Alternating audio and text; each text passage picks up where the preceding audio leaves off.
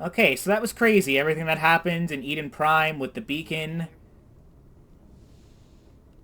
Yeah, we'll talk to her after. We'll talk to Caden first, because that's my bro. Glad to see you're okay, Commander. Okay, he doesn't seem like he has much to say. Never mind. I guess we are going to talk to... Or how about Dr. Yes, Commander? Chakwas? Is there something you need? How well do you know the lieutenant? I'd never worked with him before this mission, but he has an impressive service record. Over a dozen special commendations. Tends to keep to himself, though. Maybe because of the headaches. It's not easy being an L2. What does that have to do with it? Well, most biotics now use the L3 implants. Lieutenant Alenko was wired with the old L2 configuration. Ah. Sometimes there are complications. What kind of complications? Severe mental disabilities, insanity, crippling physical pain. That's a Long list of problem. horrific side effects. Caden's That's- lucky. He just gets migraines. He's on my fucking crew. I should know this shit. Why the fuck am I just finding out now? Okay. What do you know about Captain Anderson? I've served with him for a few tours now. He knows when to let things slide and when to crack the whip. The crew knows he's seen pretty much anything they'll ever run into. And he cares about the people under his command. How did you end up serving on an Alliance ship? I enlisted right out of med school. Earth always seemed boring to me. Too safe, too secure. I figured the colonies were teeming with exotic adventure. I wanted to travel the stars, tending the wounds of tough soldiers with piercing eyes and sensitive souls. Turns out military life isn't quite as romantic as I'd imagined. But humanity needs the Alliance if we want to keep expanding through the Traverse. And True. the Alliance always needs good doctors.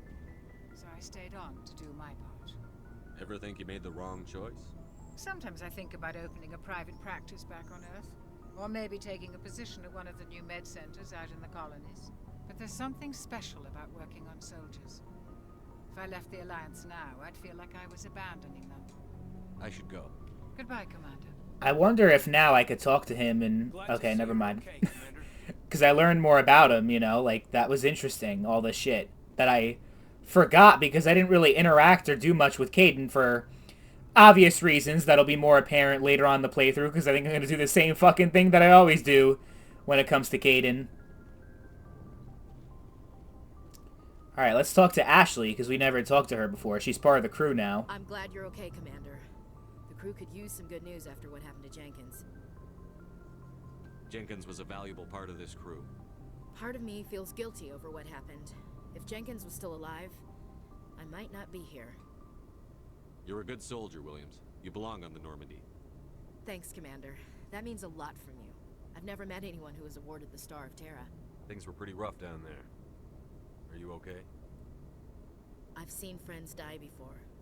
Comes with being a Marine. But to see my whole unit wiped out, and you never get used to seeing dead civilians. But things would have been a lot worse if you hadn't shown up. We couldn't have done it without you, Williams. Thanks, Commander.